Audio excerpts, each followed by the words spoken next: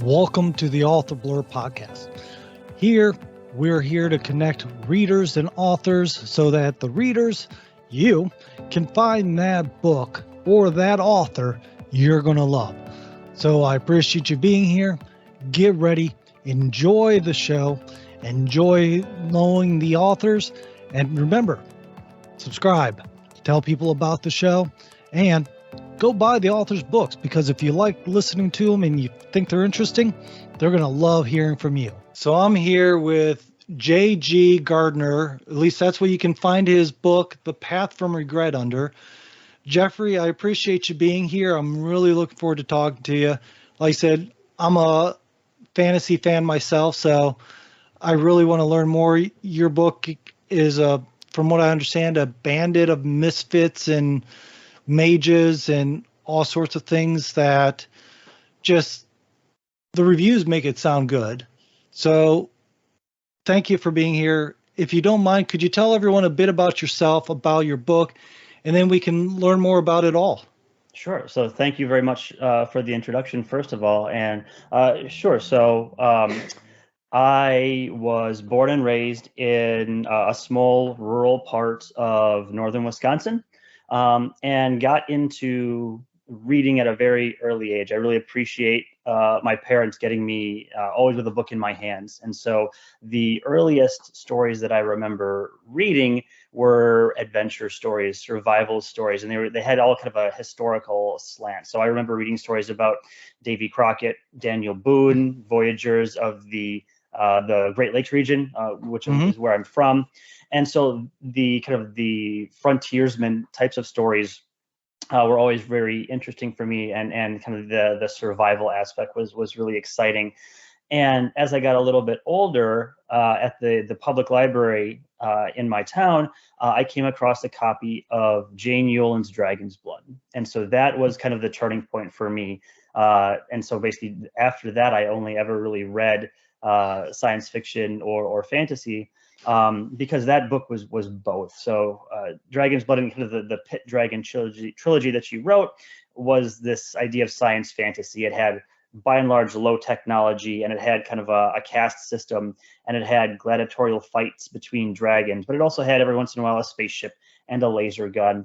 And as a young person reading that kind of just blew my mind of how you could have science fiction and fantasy at the same time mashed together. And so that was really my introduction to those genres, and I really never looked back. And so through high school, started reading all of the Star Wars novelizations and found all of the books published by TSR. So that's like Dragonlance, Forgotten Realms, things like that. And also read some of the classics as well. So things like Lord of the Rings and Dark Materials and things like that. And then when I went to university, I went to the University of Wisconsin, and really my recreational reading kind of dropped off a little bit. But I was able to, when I went to graduate school for my PhD, a friend of mine introduced me to the Culture series, Ian Banks. And again, that's sci-fi, huge space opera. So have kind of all through my life really been interested in science fiction and fantasy. And so in terms of, okay, how does that being a reader kind of flip into being a writer?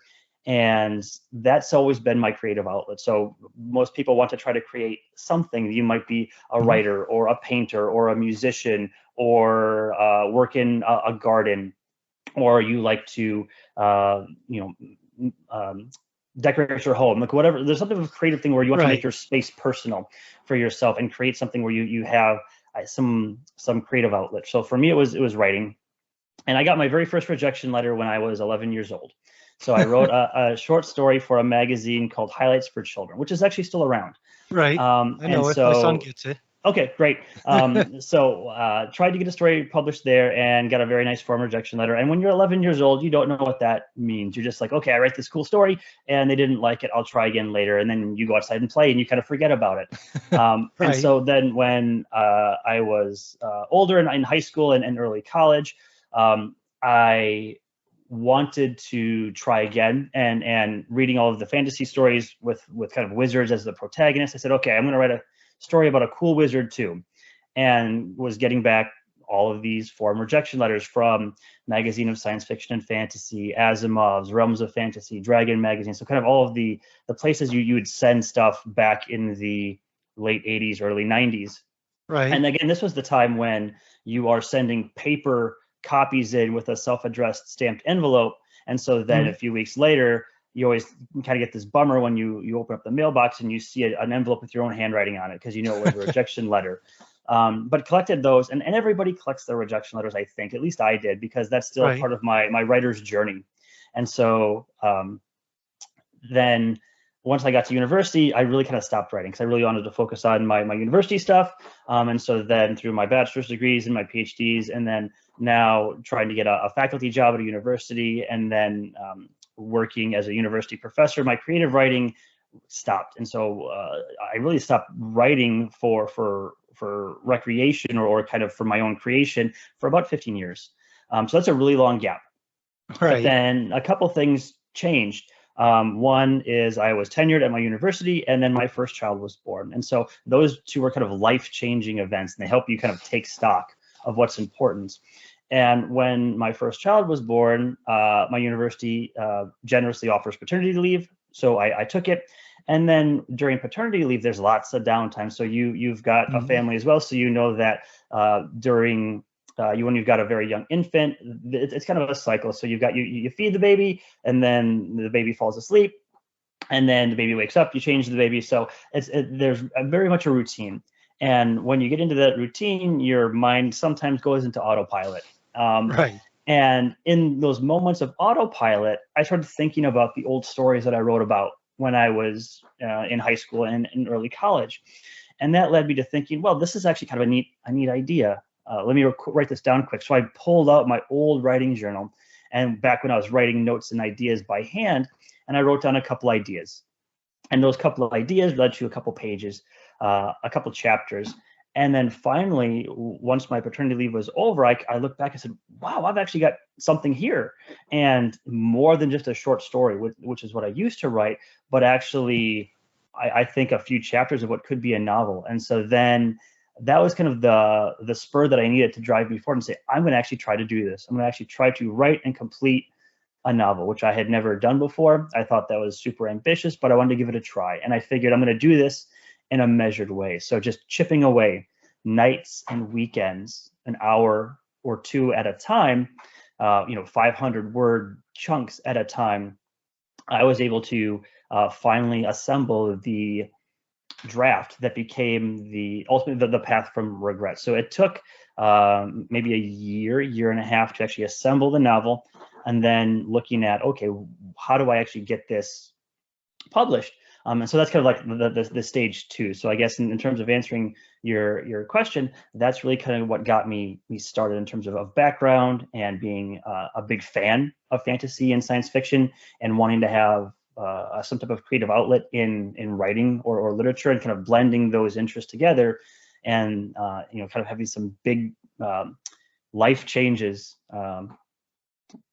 was the final kind of ingredient that I needed to actually get the book written.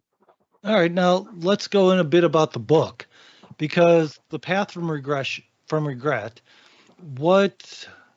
that's an interesting title alone for a fantasy novel. So from that, I kind of get like a more of a drama than a fantasy feel from it. But like I said, the contents of the book itself really stands out and sounds extremely interesting to me. So where did the idea and everything from this come from, or what is the premise of the book, I guess, is the best question. Sure. So I think the easiest way to start is the back cover copy. So I think what I do is read the back cover copy and then answer your questions in terms of why is the title A Path from Regret, which actually kind of sounds more like a self-help book than a fantasy. Yeah. Right. And so where does that title come from, and what's the meaning behind that title? And where are the elements, or how do you balance, like you say, kind of the character interactions and the drama versus the plot versus kind of the fantastic or the magical elements. And so if you pick up a copy of the book, the back cover copy would say this: Thorn is a paragon, a mage with the rare ability to wield his mana as a weapon. Despite knowing powerful magic, he lives a life of despair, continually fighting a losing battle against his inner demons and the specters of the people whose lives he could not save. Finally reaching his breaking point, Thorin decides to seek out an old lover, Celeste, who has the power to erase memories.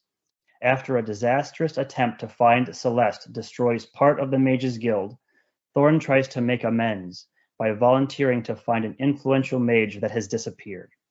During his investigation, Thorin discovers that the missing mage was the victim of a conspiracy led by Rihanna, a former paragon and bitter rival.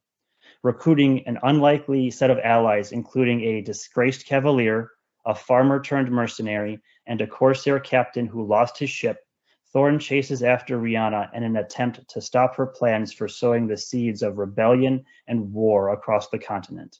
Along the way, Thorin will need to continue his search for Celeste, and perhaps more importantly, decide if wiping his mind clean of past mistakes is really his only option. So from that back cover copy, you can kind of get a hint of where the path from regret comes from. He's a middle-aged wizard. He's kind of going through a midlife crisis. He's got all of these very painful memories, all these mistakes he feels have kind of worn him down. And he finally says, I can't take this anymore. Something has to give. And with his experience as a wizard and kind of his adventures, past adventures, he knows someone who might actually be able to relieve some of his suffering. And so it's this person, Celeste, a former lover of his, who has this unusual and unique power that can actually erase memories. And so the idea is the path from regret as a title is an idea is he traveling away from regret, or is he traveling to it by making bad choices? And you can think of it as kind of a play on the road to redemption. So that's kind of a common idiom where you're going towards something better. And so the path from regret, hopefully you're moving away from regret and something better. And are you leaving something bad behind? But then kind of what the last bit of the back cover copy suggests is, and this is where kind of the interpersonal and the drama comes in, a debate that is in the novel, and you might have as a reader is, would you want to do that yourself? So if you have this magical ability to remove, your painful memories, is that something you want to do? And I can imagine one camp saying yes, because I don't need them anymore. They cause all this pain, and I don't want that burden. And I could see some people saying, no, I don't. That makes me who I am. Those struggles provide the uniqueness to me. And so that's kind of the back and forth coming in. So in the novel, there's two point of view characters. There's Thorin, obviously, and then there is another character named Carleon. He is the disgraced cavalier, which is what I call the knights in the book. And so he's part of this mercenary crew that Thorin hires to chase down Rihanna. So in terms of the character interactions, Carleon is quite young. He's in his early 20s, and his perspective on the world is very different than Thorin's. And so as they go on this chase, which is kind of the plot portion of the book that I'll get to in a second, how they want to solve problems or how they interact with the characters along the way is very different. And so that's something that I like to play with as well, kind of the perspective of people when they're very young versus when they're very old. And so there's a quote that's attributed to Muhammad Ali, which I think is true, that says, a man who thinks at 50 years old as he did when he was 30 years old has wasted 20 years of his life. And so whether that's correctly attributed to him or not, I like that idea that how you solve problems or how you think about the world when you're 20 is going to be very different than when you're 40. And so that interaction between those characters and those ages is interesting to me. And so that plays into kind of themes of the book, which are memory, time, and regret. So how you think about memory, time, and regret as someone in the middle of your life is very different than someone in when they're young. And so those are kind of the themes I'm thinking about. In terms of plot, again, the story is a chase, and it's a chase set in a fantasy world. So this is a secondary world situation. So it's not Earth; it's something completely made up. And the magic system, I think, is actually really unique. So maybe later on in the episode we can talk about the magic system. But in terms of kind of the technology development, again, it's going to be its own world and its own culture, but in order to place it, you could think that it's most similar to like Renaissance Italy or Renaissance Europe. That's going Okay. to be kind of the culture, the food, the tech level, Right. and the kind of how people perceive the world. And the plot is really a chase. And first, it's chasing down clues. Why is this mage missing? And then finding out, okay, something bad happened to this person, and it's part of a larger plot. And then chasing down clues as to what is this plot, and then finally chasing down, oh, it's orchestrated by someone that Thor knows and is an old rival, and they're not on great terms with, and now they actually might be doing something sinister. So how do you stop this plot? So throughout the book, it's Thor and his mercenary crew, and then there's a couple other mages that join the group later on for a couple reasons that we can talk about later. And then it's a chasing down people and clues, and then ultimately the conspirators of this sinister plot. And hopefully throughout the story, there's kind of these peaks and valleys of people saying, okay, oh, we got this one kernel of information. What are they going to do with it? And how are they actually going to complete the chase before Rihanna finishes whatever plan she has in mind? All right. Now, with that, so what you mentioned, there's a magic system, a knight or a cavalier. You mentioned that it's a whole fantasy, and I guess here's one thing that kind of comes to my mind is when I think of fantasy, I've read a fantasy where they have different types of people, different like dwarves and elves, and then there's one book that I just read that had people in it that you've never heard of, and they don't explain, like you said, cavalier is your type of knight, and I'm imagining you talk about like the sword play or the different things that knights would do to kind of indicate he's a knight. So do you follow with the traditional elves, dwarves, humans, knights, people like that, or do you add in characters of your own that is unknown to people and has to be figured out in your story?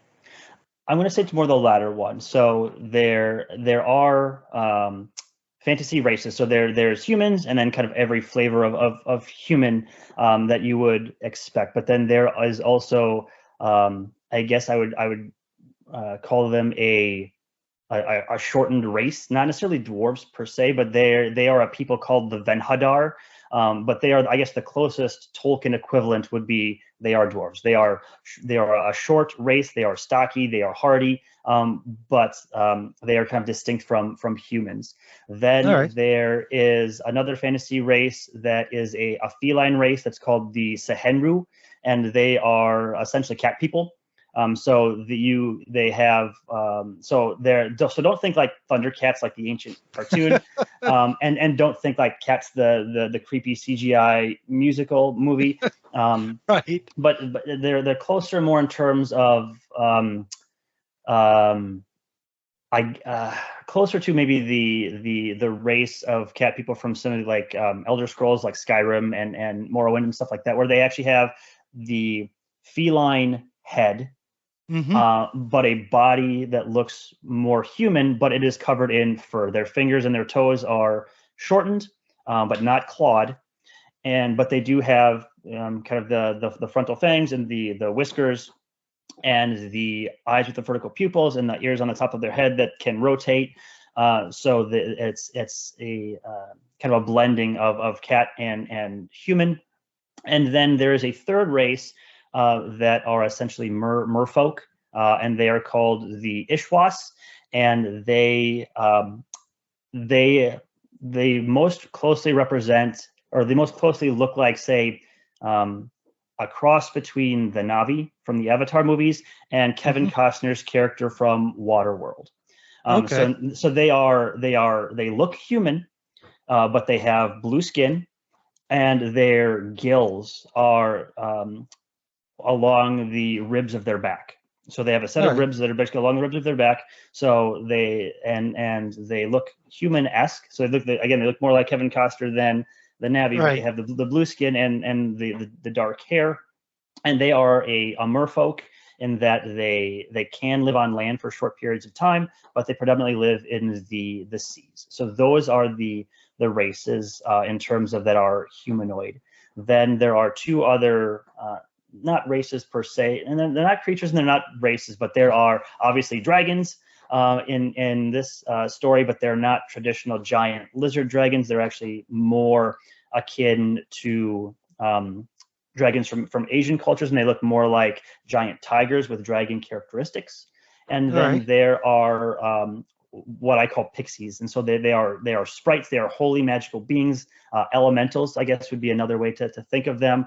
And they're only about yay high. They're only about a foot or so tall, and they are often the companions and courtiers of the dragons. And so really those are all of the races and creatures and types of characters that you would find in the Path from Regret. So asking to your question in terms of the knights and the cavaliers, those are in a traditional sense the military of the of the nations, and so they behave very much functionally like the knights that you'd expect from Germanic or English lore in terms of the horsemanship and the arms and armament that they would have. All right. Now, as for like the mages, the magic system, you said that you had a magic system that you felt was unique to your story. Can you go in a bit about that? Because I've read, I mean, as I said, fantasy person here, so I've read multiple types of magic systems. In fact, I'm going through a fantasy series for probably the third time again that isn't interesting, where they have a elemental magic system. So, I mean, what is your magic system different from the other people, or what would it be similar to? Sure. So the similarity is in the elements manipulated, and it's the classical four elements, so fire, earth, air, and water, and then combinations thereof to generate ice, electricity, stuff like that. But so that's the common part. It's kind of those classical elements.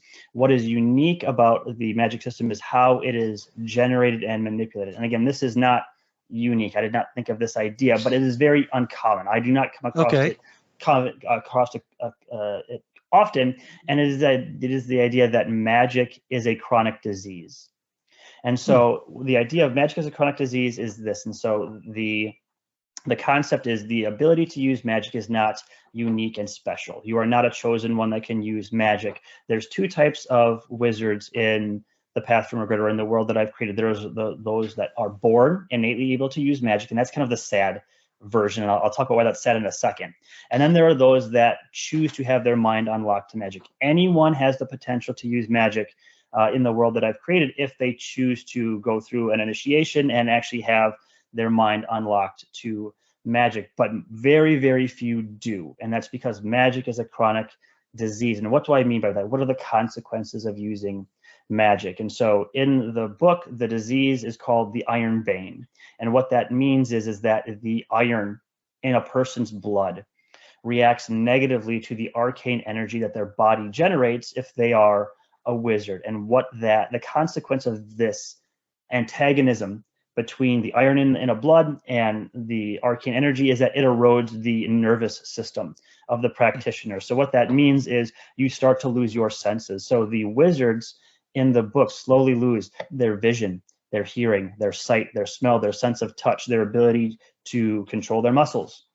And so that is a gradual progression, but it's ultimately a fatal outcome. To become a wizard is a fatal outcome. And so that's why those born into magic is kind of the what I consider the sad class of wizard, because you have your fate sealed. Whether you use magic or not, whether you manipulate the elements or not, the magic that you were born with will kill you.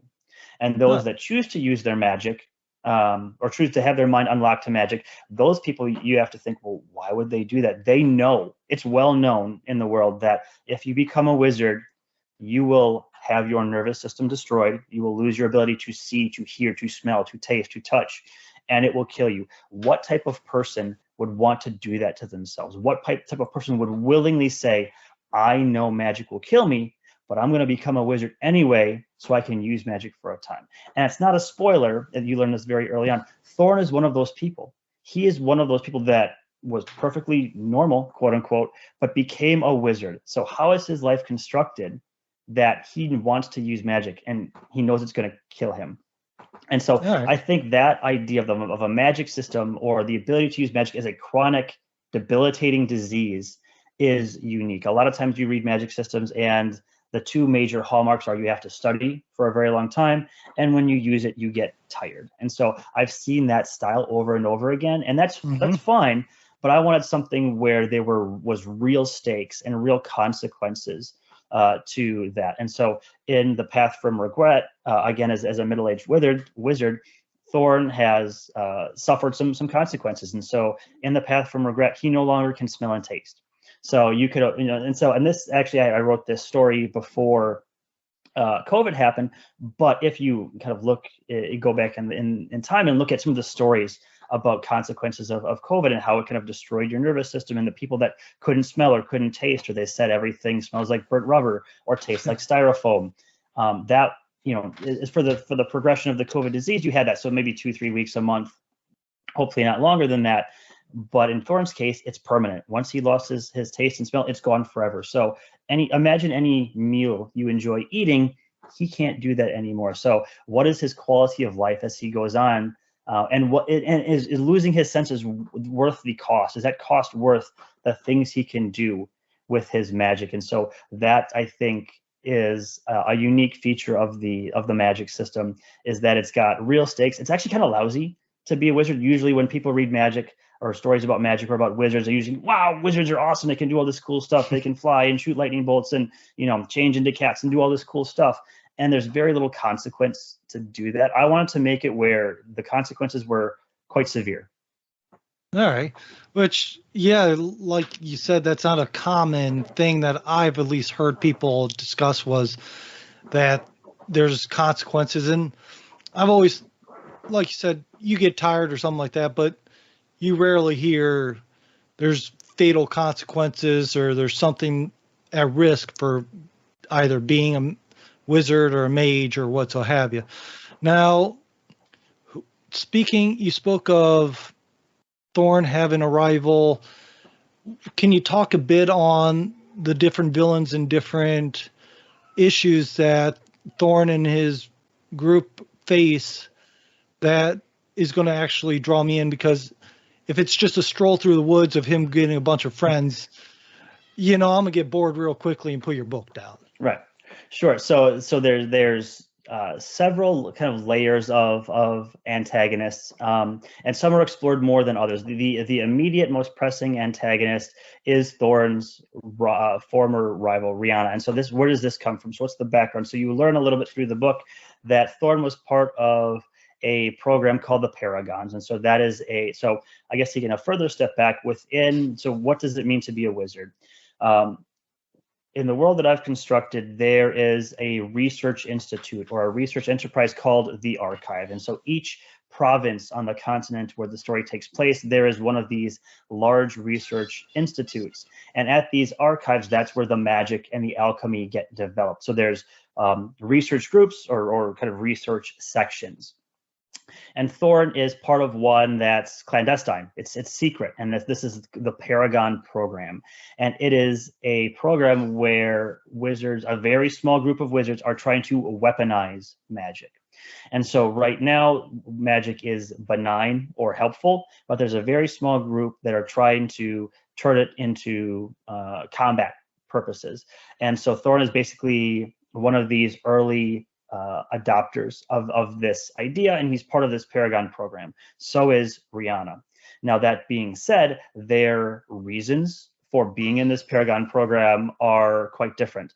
As you can imagine, there can be peaceful reasons as a deterrent why you'd want to develop combat magic, and then there are more militaristic or aggressive reasons. And so that's where Thorn and Rihanna kind of have a difference of opinion. And from the story, you realize that Rihanna is much more aggressive than Thorn and wants to have the Paragon program no longer be secret and actually be expanded. So that's kind of the immediate level of conflict of how Thorn is trying to stop that. He doesn't want that to happen. Right. And so that's one layer of conflict. And an upper layer of conflict that's more in the background, but kind of interweaves through, is the conflict between the three kind of ruling or controlling entities on the continent or within each province. There is the archive itself, which is independent because of its power with magic. There are the merchant guilds, of which there are many, which holds the economic and communication and commerce power in the provinces and across the continent. And then there are the ruling princes who control the military. And ostensibly, they control the province, but really it's a balancing act between the three. And they all kind of keep one another in check, in that the mages, they create the manipulations and the alchemy that enables the commerce to happen through the guilds. The guilds control the princes, essentially in the sense of economic power, and then the princes, through military power, kind of keep the other two from becoming much too powerful. So it's a very delicate balancing act between those three entities, and everyone is vying to get a little bit of that edge. So there's always kind of schemes between, okay, how can the princes try to force the hand of the archive to actually develop military might, so that a province can actually have magical weapons and magical combat abilities? How is that going to make one province more powerful than another? In terms of the merchant guilds, they don't want that, because then if any one province is more powerful than the other provinces, neighboring provinces, that's going to disrupt their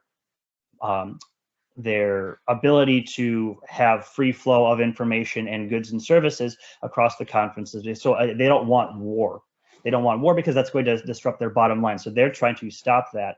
And then the archives, they're always trying to infiltrate the guilds and the prince's court, in terms of trying to influence their own objective and making mages more accepted. Because again, there's pockets of these various provinces where they are thought of as demon worshippers or witches or wizards or warlocks, and they're bad. They're bad people. And so how to stop that propaganda that wizards are just normal people? They're trying to do this thing. They have this profession. You might feel bad for them, but they're not innately evil. Try to get rid of kind of the folklore around them, and trying to further their influences. So those are that's at another kind of higher level. And you see that a little bit, the interplay between those three entities. But again, the core story is Thorn's conflict with Rihanna, in terms of why she is trying to unmask the Paragon program and make it not be secret anymore, and why she's trying to expand combat magic across the continent, and why Thorn doesn't want that to happen, and why he's trying to suppress it. All right. Now, that sounds like a whole lot of adventures and twists and turns and things for him to deal with there in itself. So with all that's happening in your book, where do we start off in your book? So if I open it up, page 1, what am I looking at? Is it Thorn just starting his adventure, or is it getting to know Thorn? It's getting to know Thorn. So actually it starts it starts with Thorn trying to get a punishment undone. And so the idea is, and so I guess kind of in terms of the conflict, let's talk about kind of the nation level conflict, the Paragon level conflict, and then there's Thorn's personal conflict. And the story actually starts with Thorn's personal conflict, and his personal conflict were his painful memories he's trying to get rid of. And so that is a spoiler, so I don't want to talk about that too much. But what are his painful memories? Why is he trying to get rid of them? And how is Celeste going to help do that? And so as the back cover copy suggested that I read about before, he's trying to find Celeste. He lost track of her. And in an attempt to find her, he wrecks a big chunk of the archive. And the ruling council of wizards punish him. And so the story starts with him trying to get that punishment undone. So you learn a little bit of the politics of the archive. You learn a little bit about Thorn's punishment and why he wants it undone, and what he's trying to do to restart his search for Celeste so he can get his memories erased. So chapter 1, he's actually going to the ruling council to petition to have his punishment rescinded. All right. Now, with Thorn, I guess the real question is, or one of the questions, I have multiple, but this question about him is concerned of what kind of person is he? You said he's middle-aged. He ends up getting wrapped up with a knight or a cavalier, correct? Yeah, All right. yeah. I mean, Cavalier. You could call him a knight. I mean, just in swapping terminology, just so you not always see the knight. But yeah, he gets mixed up with some knights. I call them cavaliers in the book, but he's a knight. Understand. So he gets mixed up with this younger guy as well. Mm-hmm. So when does the journey actually begin where he's going on this journey, and what is something that's going to make me like Thorn, or is he meant to be one of these people that you want to see him get beat and bruised, but you like him enough that you want to see him make it through? I think it's that latter one. And so he's not a classic hero in that he's virtuous and good. He's not a classic anti-hero where he's gruff and grumbly with a heart of gold and a gooey center, and you want to like him despite him being kind of a grump. The reviews that I've gotten, the feedback that I've gotten is, you empathize with him, but he's not really a likable character. He's very pragmatic, but he's not necessarily doing something. He does the right thing for the wrong reason, and I think he does that often. And I think that's a good way to describe it. He's something you're not going to jump up and down and really root for and cheer for, like saying he's the guy that wants to do it. But you can see, like, yeah, I get his situation, and it's a lousy one, and I understand why he's doing it, but I'm not gonna invite him over to drink a beer and hang out after work. All right. Now, what about this knight, this cavalier? What's a bit about him? Because it sounds like he's going to be in the story throughout. So how does he come into the story, and what's a bit of this guy's background, or how's he fit in? Sure, absolutely. So the guy's name is Carleon, and he is quite young. He gets introduced in chapter 2 because the structure of the book is alternating chapters. So chapter 1 is a Thorn chapter, chapter 2 is a Carleon chapter. So the perspective or the point of view alternates every other chapter between Carleon and Thorn. So those points of view are pervasive throughout the entire book. And so Carleon gets involved almost immediately. And so immediately from him, you get introduced to Carleon. He is going to a money lender, and he is making some type of payment. And you don't know exactly what that payment is. That's like, mid-book spoiler. So he's making these payments, and he's not a knight anymore. And he is actually he was kicked out of the knighthood. So he's a former cavalier, and so people actually shun him. So he is what is termed in the book a dark man, a man that has been kicked out of the knighthood. And the reason he's called a dark man is that the armor that he had as a cavalier has been destroyed and acid washed and blackened to be a mark of shame, that he was made a mistake so severe that he was cashiered. He was kicked out of the military, and they stripped him of all of his weapons and his commission and all the benefits of being a knight, except for his cuirass, his breastplate, which has all of these damages and intentional damages and acid washing and blackening. So the only thing he has to his past life is this blackened breastplate, and that is the mark of the Darkman. And so he keeps it around as a scarlet letter, as a badge of shame and as a badge of honor. He won't get rid of it, and he keeps wearing it. And so you kind of find out why throughout the book. And he's making these payments, but you don't know who or for why. But he makes his living as a mercenary. So there is a mercenary guild that you could think of, as paid soldiers. To be a mercenary in the book that I've created is an honorable profession. It is a true guild. There is contracts and taxes and reputation and known lists of mercenaries in each province. So if you are not part of the mercenary guild, you are essentially a brigand or a highwayman. and those are very much frowned upon. But if you're a member of a guild, that is a respectable soldier profession. And so ex city watchmen and ex soldiers from the military in retirement might become mercenaries if they still are fit enough and want to earn money by their sword and their skills. They might join the guild. And so Carleon was kicked out of the knighthood, but he was able to, through a bit of luck, become part of the mercenary guild. And so when Thorn gets hints of this conspiracy, he realizes he can't do it alone. So a lone mage out in the world is very dangerous, and that's for another aspect of the magic system that I didn't touch upon before, but maybe we can circle back to. But he needs to hire some hired swords.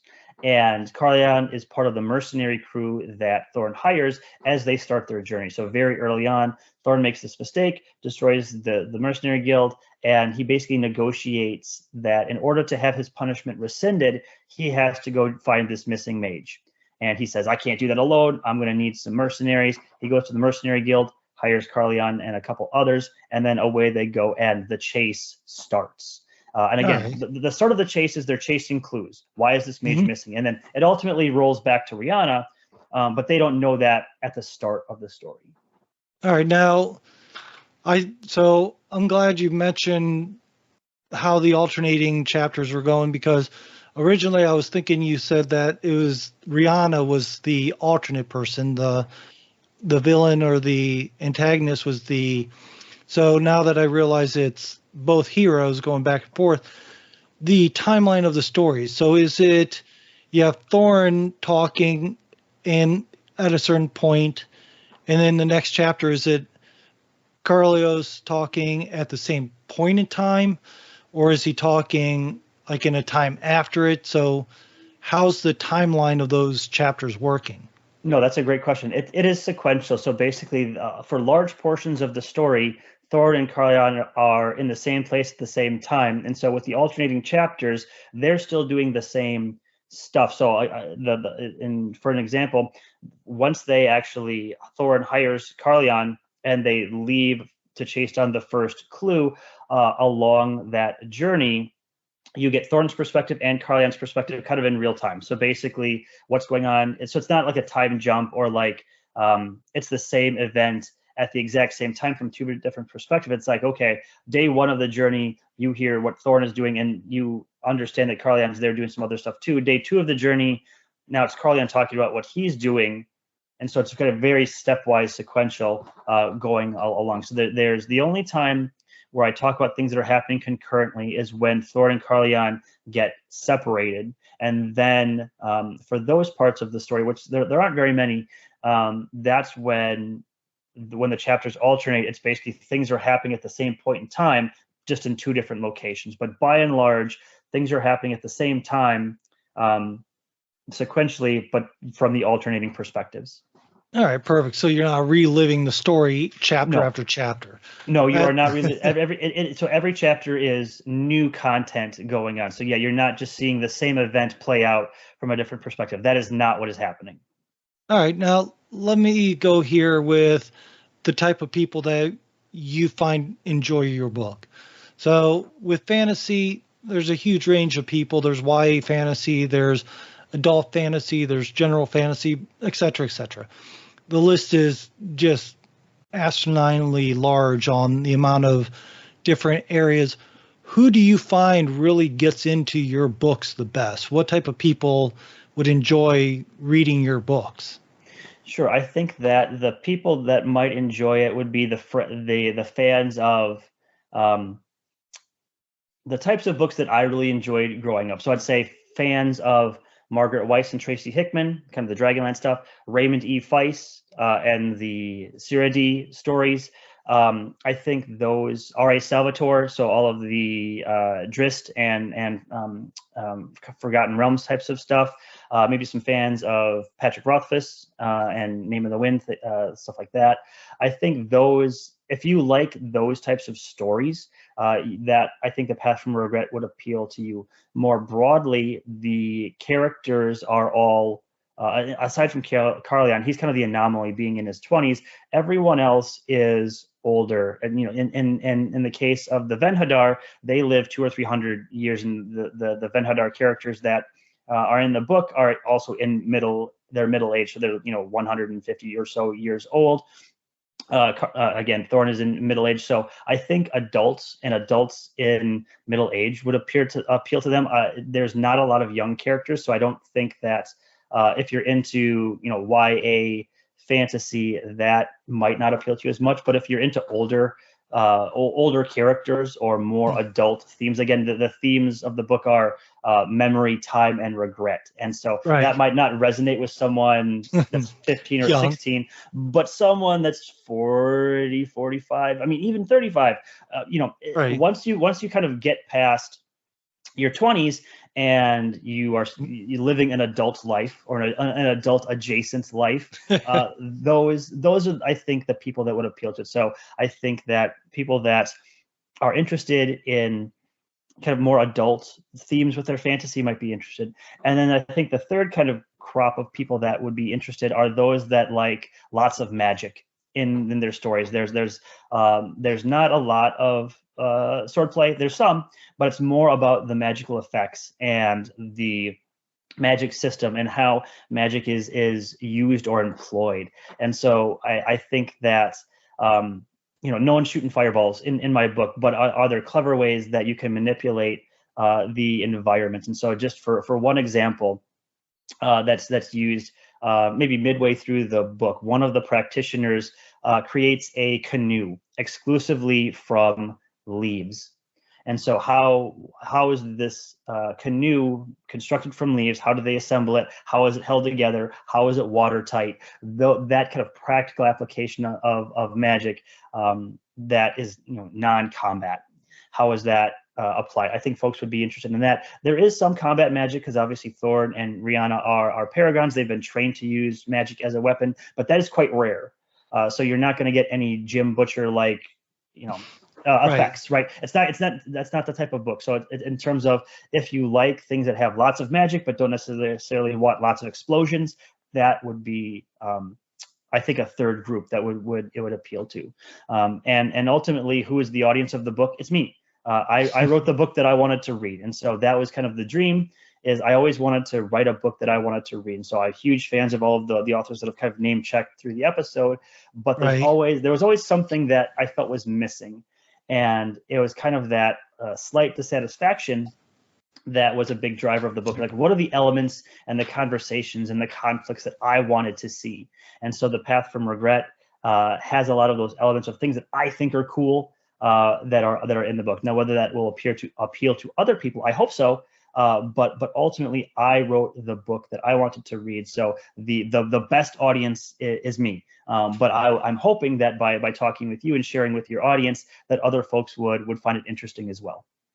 I hope so too. I know that I'm looking forward to reading it myself. So, like I said at the beginning of before I think we even started the interview, I'm planning on going through and reading your book as well.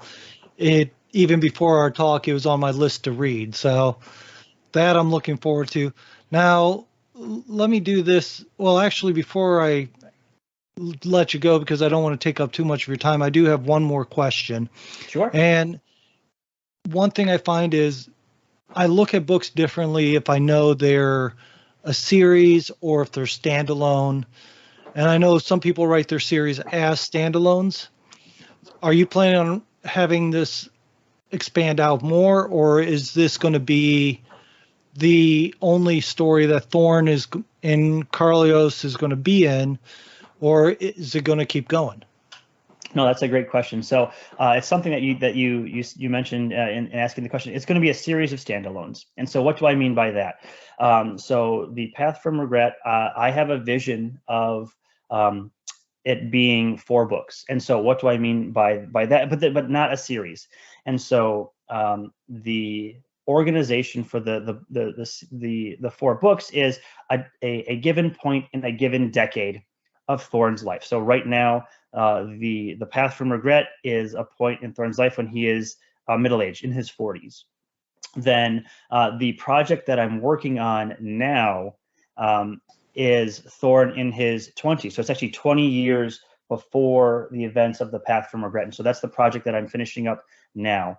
And then there's going to be the intent is for it to be 100% standalone, that you can read that. You don't have to read anything else, and that's a standalone story. There might be some common threads or some Easter eggs that you can pick up on, but it's meant to be an independent reading experience, and you don't need any background information. And so that's why, The Path from Regret is its own story. But if you work backwards to the story that I'm finishing up now, when Thorn's in his 20s, and the one that I'm plotting out now, where Thorn's in his 30s, you don't need those. And then the final story is when Thorn is in his 50s. And so that's the last one in the 4-book series. That's not to say he's going to die when he's in his 50s, but there's going to be, I already have that outline figured out. There's a clear, distinct final end to Thorn's story, if you will. But that is a standalone as well. So there's going to be, Thorn's saga, or whatever you want to call it, is going to be 4 books, but the intent is that each one could be a standalone reading experience. But if you do read them all, you could read them out of order if you wanted, and it's not going to diminish